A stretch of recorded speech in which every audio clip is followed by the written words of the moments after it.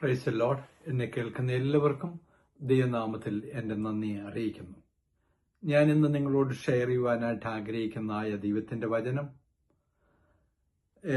ഉൽപ്പത്തി പുസ്തകം അതിൻ്റെ 36 അധ്യായത്തിൽ നിന്നാണ്. അവിടെ ദൈവത്തിന്റെ അഭിഷക്തനായിരുന്ന യാക്കോബിന്റെ ജീവിതത്തിൽ വന്നതായ ഒരു സംഭവത്തെക്കുറിച്ച്, അല്ലെന്നുണ്ടെങ്കിൽ ഒരു ട്രാജഡിയെക്കുറിച്ചാണ് നമ്മൾ ഇന്ന് ചിന്തിക്കുവാനായിട്ട് പോകുന്നത്.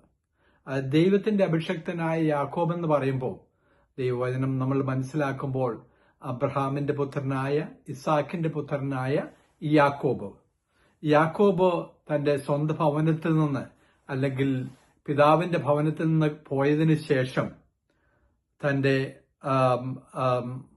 അമ്മയുടെ സഹോദരന്റെ വീട്ടിൽ ചെന്ന് അഭയം പ്രാപിക്കുന്നതായ, അല്ലെങ്കിൽ ദീർഘനാൾ ഏതാണ്ട് 20 വർഷക്കാലം അവിടെ ആയിരിക്കുന്നു. ആ കാലയളവിൽ നടന്നതായ സംഭവവും അതിനുശേഷം അദ്ദേഹം തിരിച്ച് തന്റെ പിതാവിന്റെ ഭവനത്തിലേക്ക് മടങ്ങിപ്പോരുന്നതായ ആ കാലങ്ങളിൽ നടക്കുന്ന ചില സംഭവങ്ങളും യാക്കോബിന്റെ ജീവിതത്തിൽ വളരെ ഇമ്പോർട്ടന്റ് ആയിട്ടുള്ളതായ ഒരു ഭാഗമാണ്. Thank you Lord. അപ്പം നമ്മൾ മനസ്സിലാക്കുമ്പോൾ യാക്കോബിനെ കുറിച്ച് മനസ്സിലാക്കി കഴിഞ്ഞു കഴിഞ്ഞാൽ ദൈവത്തോട് വളരെ അടുത്ത് ജീവിക്കുന്നതായ ഒരു വ്യക്തിയും, അതുപോലെ തന്നെ ദൈവം ഈ യാക്കോബിനോട് സംസാരിക്കുകയും, അതുപോലെ തന്നെ സ്വർഗത്തിലെ ദൂതനെ അയച്ച് യാക്കോബിന്റെ ചില വിഷയങ്ങളുടെ മുഖത്ത് പരിഹാരം കണ്ടെത്തുകയും യാക്കോബ് എന്ന പേര് മാറ്റിയിട്ട് ആ യാക്കോബിനെ ഇസ്രയേലാക്കി മാറ്റുകയും ഒക്കെ ചെയ്ത ദൈവം ആണ്.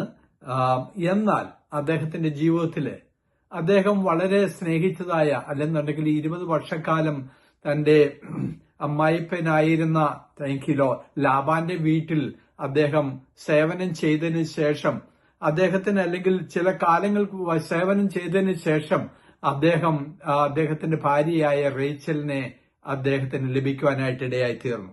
എന്നാൽ ആ റേച്ചലിന്റെ ജീവിതത്തിൽ, അല്ലെങ്കിൽ അവരുടെ കുടുംബ ജീവിതത്തില് അധികം നാള് ആ റേച്ചല് ഈ യാക്കോബിനോട് കൂടെ ആയിരിക്കാനായിട്ട് ഇടയായി തീർന്നില്ല.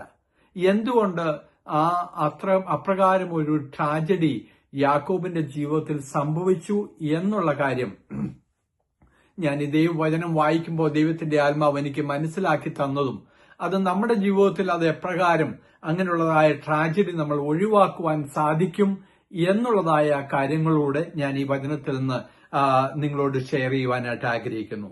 അബ്രഹാം അതിനായിട്ട് നമുക്കറിയാം, അതിന് ഉൽപ്പത്തി പുസ്തകം അതിന്റെ 35 അധ്യായത്തിന്റെ 17 മുതല് ഉള്ളതായ വാക്യങ്ങള്, അല്ലെങ്കിൽ 16 മുതലുള്ള വാക്യങ്ങളൂടെ നമ്മൾ വായിച്ചു കഴിയുമ്പോഴത്തേക്ക് അവിടെ വ്യക്തമായിട്ട് മനസ്സിലാക്കുന്നു, യാക്കോബ് ലാബാന്റെ വീട്ടിൽ നിന്ന്, അല്ലെ തന്റെ അമ്മായിപ്പന്റെ വീട്ടിൽ നിന്ന് ഭാര്യമാരും തന്റെ കുഞ്ഞുങ്ങളും തന്റെ സ്വത്തുക്കളും എല്ലാം ആയിട്ട് അദ്ദേഹം തന്റെ പിതാവിന്റെ ഭവനത്തിലേക്ക് കടന്നു പോകുന്ന സമയത്ത് ഈ റേച്ചൽ അവിടെ മരിക്കുന്നു. Thank you Lord. എന്തുകൊണ്ട് അദ്ദേഹം വളരെ സ്നേഹിച്ചതായ, അല്ലെങ്കിൽ വളരെ യങ് ഏജില് എന്തുകൊണ്ട് റേച്ചൽ മരിക്കുന്നു എന്നൊരു ക്വസ്റ്റ്യൻ വരുന്നു. Thank you Lord. അപ്പം അതിനെക്കുറിച്ച് നമ്മള് മനസ്സിലാക്കുമ്പോൾ എന്തുകൊണ്ടാണ് അദ്ദേഹം, അല്ലെങ്കിൽ ഞാൻ ആദ്യമേ പറഞ്ഞതുപോലെ താങ്ക് യു ലോർഡ്, ദൈവമായിട്ട് വ്യക്തിപരമായ രീതിയിൽ അദ്ദേഹം സംസാരിക്കുകയും ദൈവം അദ്ദേഹത്തോട് ഡയറക്റ്റ് സംസാരിക്കുകയും ദൈവം അദ്ദേഹത്തിന് ആലോചന കൊടുക്കുകയും ഒക്കെ ചെയ്തിരുന്നു. Thank you Lord. എന്നാൽ അദ്ദേഹത്തിന്റെ ജീവിതത്തിലേക്ക് കടന്നു വന്ന ഈ ട്രാജഡി എന്തുകൊണ്ട് ദൈവം അദ്ദേഹത്തിൽ നിന്ന് അത് ഒഴിവാക്കിയില്ല, അല്ലെങ്കിൽ എന്തുകൊണ്ടാണ് അത് സംഭവിച്ചത് എന്നുള്ളൊരു ക്വസ്റ്റ്യൻ ആണ് ഞാൻ ആ ഭാഗം വായിക്കുമ്പോഴത്തേക്ക് എന്നെ ചിന്തിപ്പിച്ചത്. Thank you lord. ഹല്ലേലൂയ. ആമേൻ. ഹല്ലേലൂയ. അബ്രഹാം യാക്കോബിനെ കുറിച്ച് പറഞ്ഞു കഴിഞ്ഞാൽ, അല്ലെങ്കിൽ നല്ലൊരു ദൈവഭക്തനായിരുന്ന ഒരു വ്യക്തി. പലപ്പോഴും നമ്മുടെ ജീവിതത്തിലേക്ക് നമ്മൾ പലപ്പോഴും ചിന്തിക്കുമ്പോൾ, ഞാൻ ഇതിന്റെ കാര്യം പറയുമ്പോൾ ഇതിന് വൺ ഓഫ് ദ റീസൺ, അല്ലെങ്കിൽ ഈ യാക്കോബിന്റെ കാര്യത്തെ കുറിച്ചാണ് ഞാൻ പറയുന്നത്, എന്തുകൊണ്ട് യാക്കോബിന്റെ ജീവിതത്തിൽ ഈ ട്രാജഡി എന്തുകൊണ്ട് സംഭവിച്ചു. Thank you Lord. അപ്പൊ അവിടെ നമുക്ക് അതിന് മുമ്പുള്ളതായ 31 അധ്യായത്തിന്റെ 22 വാക്യത്തിൽ വായിക്കുമ്പോൾ നമുക്കൊരു കാര്യം മനസ്സിലാക്കാം. 31 അധ്യായത്തിന്റെ 22 വാക്യം, എന്നാൽ നീ ആരുടെ പക്കലെങ്കിലും നിന്റെ ദേവന്മാരെ കണ്ടാൽ അവൻ ജീവനോടെ ഇരിക്കരുത്. എന്റെ പക്കൽ നിന്റെ വക വല്ലതുമുണ്ടോ എന്ന് നീ നമ്മുടെ സഹോദരന്മാർക്കാകെ നോക്കിയെടുക്ക എന്ന് ഉത്തരം പറഞ്ഞു. റാഹേൽ അവ എടുക്ക എന്ന് ഉത്തരം പറഞ്ഞു. റാഹേൽ അവയെ മോഷ്ടിച്ചത് യാക്കോബ് അറിഞ്ഞില്ല. Thank you lord. Hallelujah. Thank you Lord.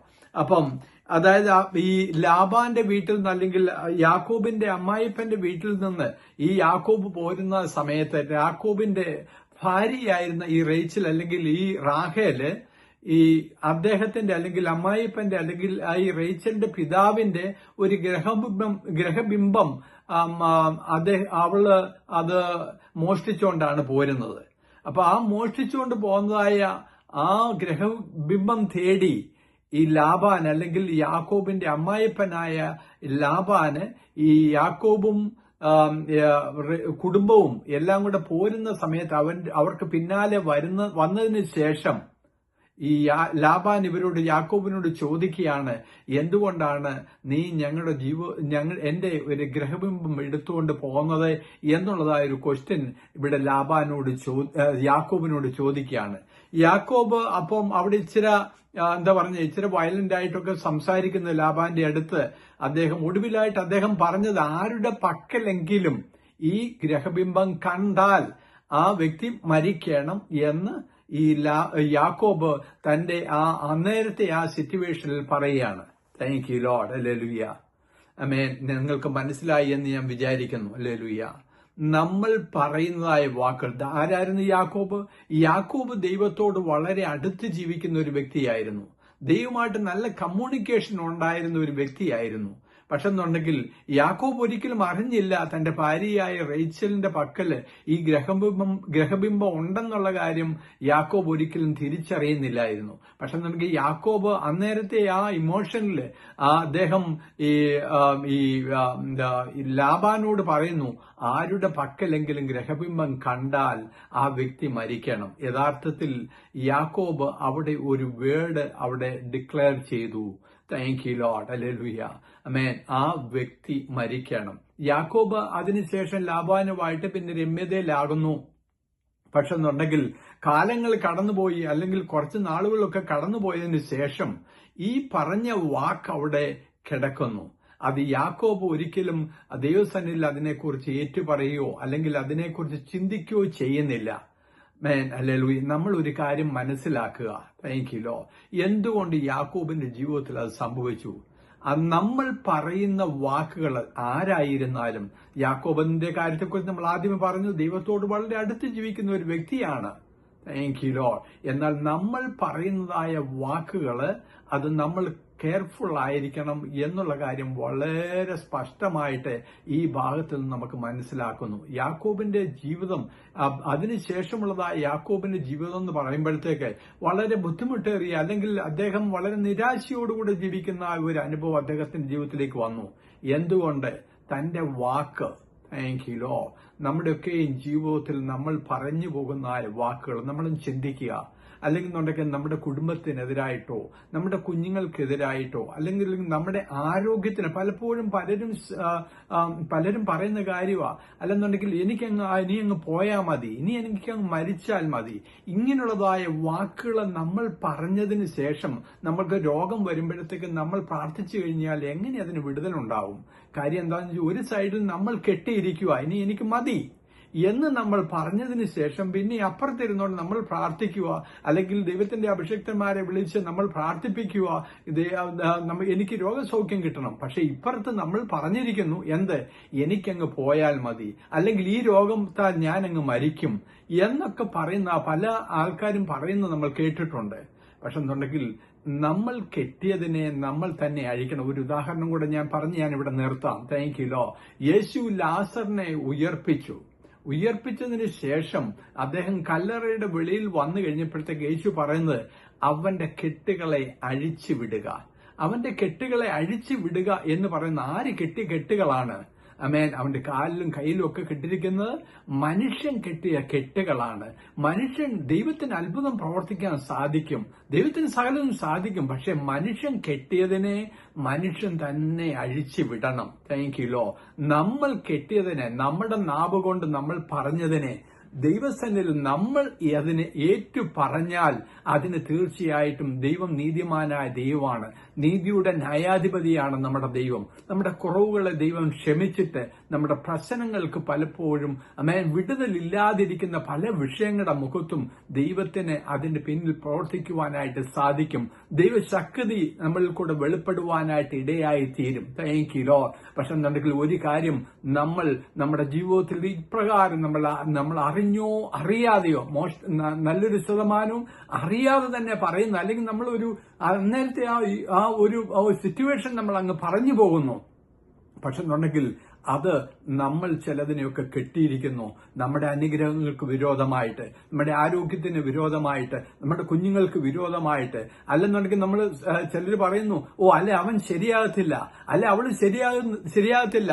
Very simple. In other side വേറെ രീതി നോക്കിക്കഴിഞ്ഞു കഴിഞ്ഞാൽ ഇന്നത്തെ ദിവസം ശരിയല്ല. Thank you lord. നീ കെട്ടി ഇന്നത്തെ ദിവസം ശരിയല്ല എന്ന് നീ പറഞ്ഞു കഴിഞ്ഞു. പിന്നെ എങ്ങനെ അതിനപ്പുറത്ത് ദൈവത്തിന് പ്രവർത്തിപ്പാൻ സാധിക്കും? Thank you. നമ്മുടെ നാവ് കൊണ്ട് നമ്മൾ പറഞ്ഞു പോകുന്നതായ കുറവുകളെ, നമ്മൾ പറഞ്ഞുപോയ അറിവില്ലായ്മകളെ ദൈവസന്നിധിയിൽ നമ്മൾ ഏറ്റുപറഞ്ഞ് ഉപേക്ഷിച്ചു കഴിഞ്ഞാൽ ദൈവത്തിന് അതിന്റെ മധ്യത്തിൽ അത്ഭുതം പ്രവർത്തിക്കുവാനായിട്ട് സാധിക്കും. നമ്മൾ ഏറ്റുപറയാത്തിടത്തോളം കാലം യാക്കോബിന് സംഭവിച്ച ഈ വലിയ ട്രാജഡി നമുക്ക് അവിടെ മനസ്സിലാക്കുവാൻ സാധിക്കും. വളരെ യങ് ഏജിൽ തന്നെ ഈ റേച്ചല് അവിടെ മരിക്കുവാനായിട്ട് ഇടയായി തീർന്നു. യാക്കോബിന്റെ ജീവിതത്തിലേക്ക് വളരെ ഒരു ദുഃഖം കൊണ്ടുവരുവാനായിട്ട് ഒരുപക്ഷെ എന്നുണ്ടെങ്കിൽ ഞാൻ വിചാരിക്കുന്നു യാക്കോബ് ദൈവത്തോട് ചോദിച്ചു കാണും, എന്തുകൊണ്ട് എന്റെ ജീവിതത്തിലേക്ക് ഇങ്ങനെ സംഭവിച്ചു? Thank you Lord. വളരെ സിമ്പിളായിട്ട് നമുക്ക് ഈ ദൈവവചനത്തിൽ നിന്ന് മനസ്സിലാക്കാം. നമ്മുടെ നാവിൽ നിന്ന് നമ്മൾ വരുന്നതായ വാക്കുകളെ വളരെ കെയർഫുൾ ആയിരിക്കണം. അതുകൊണ്ട് എന്നെ കേൾക്കുന്ന ദൈവത്തിന്റെ പൈതലേ, നമ്മളുടെ ഏത് വിഷയത്തിന്റെ മുഖത്ത് നമ്മൾ പറഞ്ഞോ, അല്ലെ നമ്മൾക്കെതിരായിട്ടോ, നമ്മുടെ ആരോഗ്യത്തിനെതിരായിട്ടോ, നമ്മുടെ കുടുംബത്തിനെതിരായിട്ടോ, കുഞ്ഞുങ്ങൾക്കെതിരായിട്ടോ നമ്മൾ പറഞ്ഞ നെഗറ്റീവ് വേർഡുകളെ ദൈവസന്നിധിയിൽ നമ്മൾ ഏറ്റുപറഞ്ഞാൽ, നമ്മൾ തന്നെ ഏറ്റുപറഞ്ഞാൽ, ഹല്ലേലൂയ, ദൈവത്തിന്റെ മഹത്വത്തോട് വെളിപ്പെടുവാനായിട്ട് ഇടയായിത്തീരും. ഈ വചനങ്ങൾ ആദ്യം നമ്മളെ അനുഗ്രഹിക്കുമാറാകട്ടെ. Thank you law.